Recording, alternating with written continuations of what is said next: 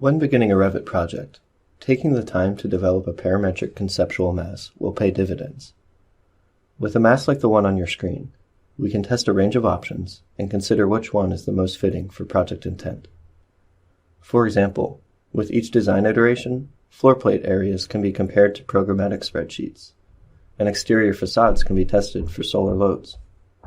Dynamo provides the user with the ability to generate, edit, and study a range of these options. In this lesson, we'll start with a basic building mass, and demonstrate the connection between Revit and Dynamo by editing its form. We will first show how to edit an instance parameter in Dynamo, and will later use Dynamo to edit multiple Revit elements. The image on your screen is a first look at the building mass for this course. Our building is an office typology, ranging between 5 and 6 floors. The massing is set up parametrically, with a variety of instance parameters controlling its form. A subtle tweak to the massing can reveal different material systems and geometries.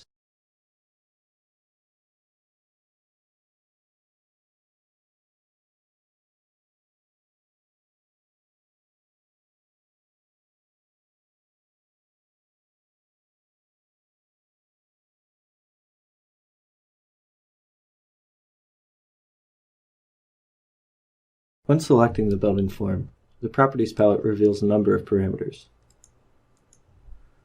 Let's change these parameters now and see how it affects the building shape. Notice that I can change the building width and the building length.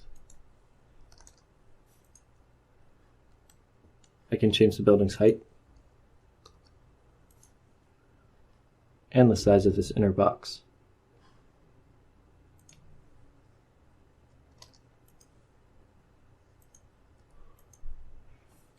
I can also change the size of the atrium.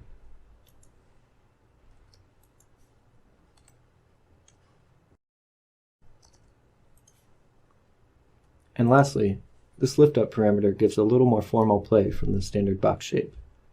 This parameter creates a pinch at the opposing corners of the building. Notice that the LiftUp parameter is set to 4 meters. We have a very subtle pinch. When set to 18, however, the form becomes much more exaggerated. So here are some examples of some of the basic moves we can make to develop a building form. At this stage in the project, we want to keep the brushstrokes as broad as possible. And in the following lessons, we will work through files to demonstrate structural considerations, photovoltaic arrays, and facade articulation.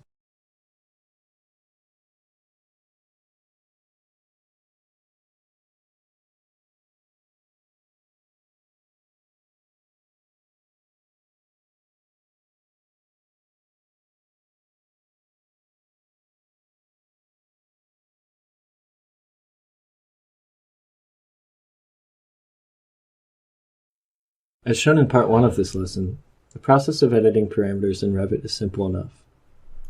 We select a Revit element and edit its parameters in the Properties palette. Let's set up an identical process in Dynamo and demonstrate its connection to Revit. On the right side of the screen, we have a new Dynamo graph. We want to use Dynamo to edit the building parameters. To do this, we first need to link Dynamo with Revit. And this can be done by navigating to the search bar and searching for Select, Model, Element.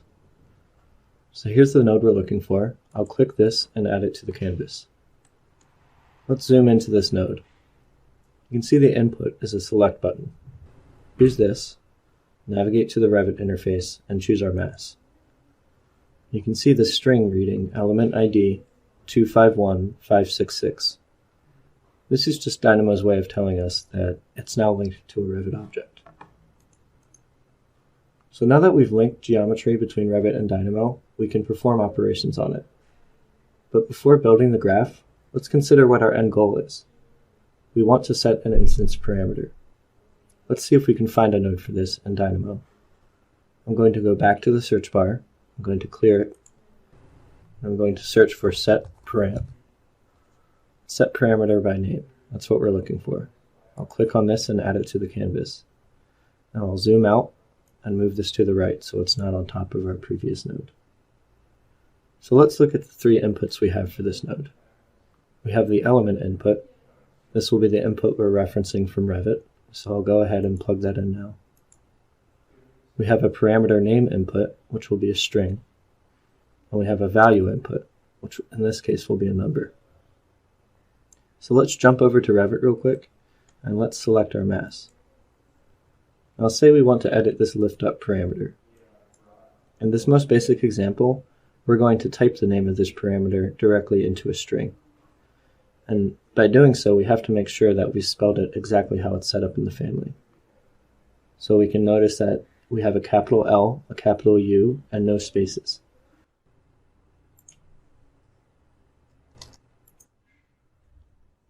I'll search for string. I'll choose this node. So now I'll type in here LiftUp and plug that into parameter name. Now we also want to add a value, and in this case we'll just add an integer slider.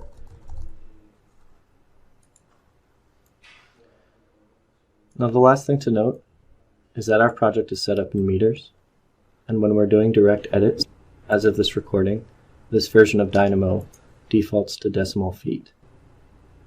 So I'm going to do a quick operation. I'm going to pull up the formula node, drop that onto our canvas, and I'm going to zoom in and type in x times 3.28. Now I'll plug in our integer slider to the x input. So this formula allows us to convert our meter values to feet. So I'll plug this output into our value parameter. And let's zoom out and let's close our library so we can see better. Now notice the run automatically down here is unchecked in the bottom of our Dynamo window. For most of this course, we will leave this unchecked because we're going to be performing advanced operations in Dynamo. And in the case of those, you generally don't want the solver to be running. But since we're performing basic operations on a mass, we can check it in this case and watch our form change.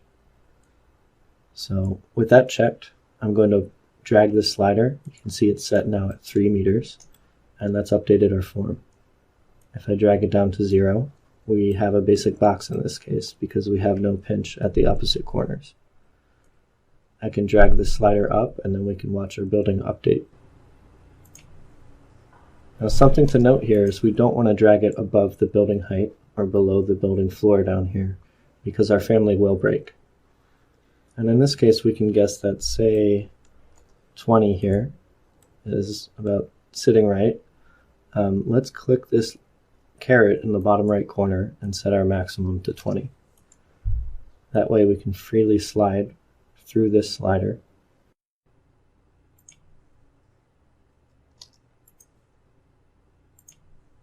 So what we are looking at in this case is the most basic setup for setting a family parameter. But say we want to take this further. It was a little tedious to highlight the Revit mass, look at the parameter we want to edit, and then type that parameter into a string node. And since we're already linked to the mass in Dynamo, it would be preferable to select the parameter to edit from a list of all accessible parameters for that mass. We can do just this with the Get Family Parameter node. So I'm going to pull that up now. Let's expand our library, clear the search bar, and search for Get Param. Here's our Get Family Parameter. I'll drop that onto the canvas and put that up here. Let's collapse our library. So let's uncheck Run Automatically, and let's plug our element into the input of Get Family Parameter. I'm going to hit Run.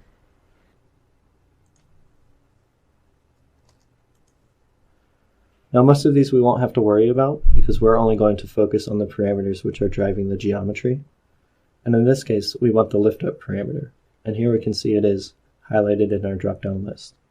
So I'll click this, and now essentially the string node and the Get Family Parameter node are performing the same way. So we'll plug this output into the parameter name, and we'll hit Run, and let's check Run Automatically. And now we can see our building update in the same way. So we have the same functionality, except we have a little more liberty to choose a different parameter.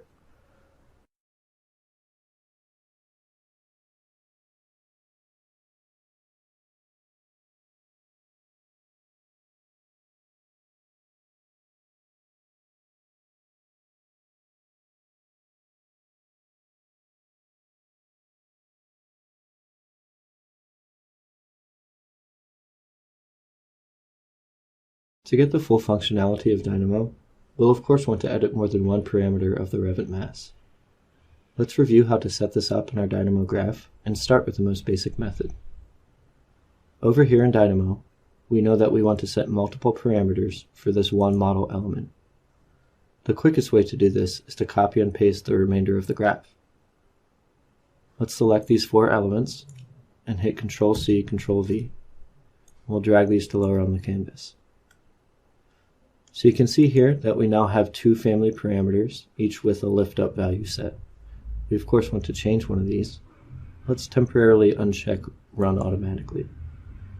I'm going to click on our Revit mass, and let's choose Inside Offset. And we can currently see that that's set close to 9. So I'm going to change our slider, our second slider, to 9. And I'm going to change this family parameter to Inside Offset. And this parameter will change the size of the center box. So we now have 2 set, and I'll check Run Automatically. Now you likely won't see the changes from that, but as I scroll, we should start to notice the building form change. Here you can see the size of that box changing, and up here we can see the size of the pinch changing. And while this works fine, we had to copy the Dynamo graph just to edit another parameter. And that's not a big deal in this case, but the graph may get confusing if we do this several more times, and especially if the graph gets more complex, it becomes unreadable. This is where the power of lists come in. In this next series of operations, we'll show how to use a list to edit multiple parameters of a mass, and we'll condense a number of nodes into a simple list. So let's start here by deleting the second set parameter by name. And I'm going to uncheck Run Automatically at this point. Let's zoom out, and let's drag element.setParameterByName to the right and give ourselves a little more space. I'm going to maximize our Dynamo window so we can see this better. Let's open up our library, and let's search for create list. List.create, that's what we want. Click on that, and I'll drag this over to our canvas. You can see right now that we want to create a list with 2 items, our family parameters. And right now the input for the list is index 0, which is 1 input. We want to add 2, so I'm going to hit the plus sign, and we have index 0 and index 1. I'll plug LiftUp into index 0, and I'll plug Inside Offset into index 1. Let's run this and see what we get. I'm going to hit the bottom right box here, and this previews our output. And here we have a list of LiftUp and Inside Offset. And these are ordered, where LiftUp is the first index, Inside Offset is the second. Now we want to create a corresponding list for our values. So I'm going to copy and paste this list, drag it below, plug our first formula node into index 0, and our second into index 1. And now I'm going to hit run. So here are our foot values. We can see that 36 in this case will correspond to LiftUp, and 26 will correspond to Inside Offset. Our values are plugged in the same order as the parameter names, and that's how they'll relate to each other in the list. So now all we have to do is plug this new list into parameter name, and the second list into value. Now if I go back to our split screen mode, we can see our form update. I'm going to close our library and hit run. Let's check Run Automatically, and let's scroll with the sliders again. So here we can see the size of that box changing, and we can also see our LiftUp change. So this is the same functionality, but the Dynamo graph is much cleaner now, and this will enable us to do much more in future lessons.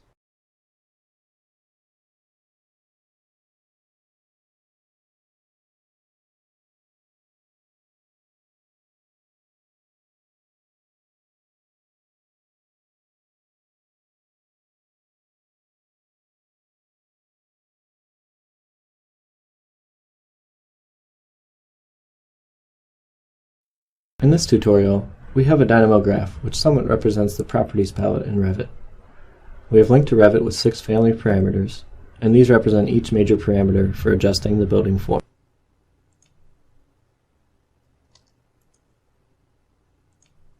And we can see that this is the set parameter by name node.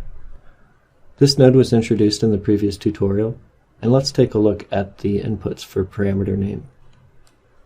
You can see our input is a list in this case, and it has 6 items. Each item of the list is from a getFamilyParameter node. These are referencing our mass, and we've chosen these parameters as they drive the building form. Over in the value input, you can see that we have another list. This list contains 6 items, and the outputs of that list are being converted into decimal feet. So we have 6 sliders here, and each is representing a given parameter and has been renamed to the same parameter name. And with Run Automatically checked, we can tweak these sliders and watch our building update. Now this is working relatively well, except we do have a few constraints. And in order to demonstrate these, let's double click on our mass and take a look at how this is set up. First, let's talk about the inside offset parameter. This inside offset is set to 10 meters at the moment, and it is measuring the distance from the exterior face to the exterior face of this box. Similarly, the Atrium Offset parameter down here is set to 20, and that's measuring the distance from the exterior face of the building to the interior face of the atrium. So with that in mind, let's hit the red X and exit Edit Mass mode, and let's set our inside offset to 15. So far so good. Let's set our atrium offset to 5. And you can see we definitely have an issue here. Our atrium has become so large that it's eaten the entire central core. We're now missing our interior corridors and our plaza. So what happened? Our atrium offset parameter is now smaller than our inside offset, which has caused the atrium to get too big. This is working outside of the target domain for the atrium offset. And while we could set a target domain, we actually want this domain to be driven by the size of our inside offset parameter. So this formula here will give us a conditional such that we won't have to worry about this. If I plug this formula into index 5 here, you can see index 5 is our atrium offset value. Plugging this in instead, our building now comes to agreement. So what happened in this case? How did this formula fix our problem? Let's first drag down our inputs into this formula and see how it's working.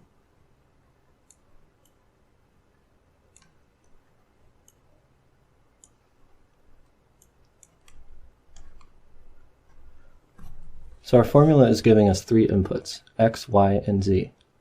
Our x input is the atrium offset, our y input is the inside offset, and our z input is a new parameter called minimum atrium corridor. This statement in the formula node is a basic conditional statement. It's asking a true-false question in the beginning, and then giving the result if true, and giving the result if false. So in plain English, the question is asking, is x greater than y plus z? Or is our atrium offset greater than 15 plus 5? If I look at our output here, we have 20. The reason we have 20 is because the answer to this question is false, which gives us y plus z as an output, or our inside offset plus minimum atrium corridor. However, if I scroll the atrium offset up higher, you can see that as it reaches 20, the question now becomes true, and our output becomes x, or our atrium offset. So by this method, we've created a parameter, in this case the minimum atrium corridor, without having to add that parameter to the actual Revit family. And creating these parameters with formulas allows us to better control families on a project-wide scale. Using Dynamo in ways like this allows us for easier implementation of advanced Revit concepts, such as shared parameters and reporting parameters.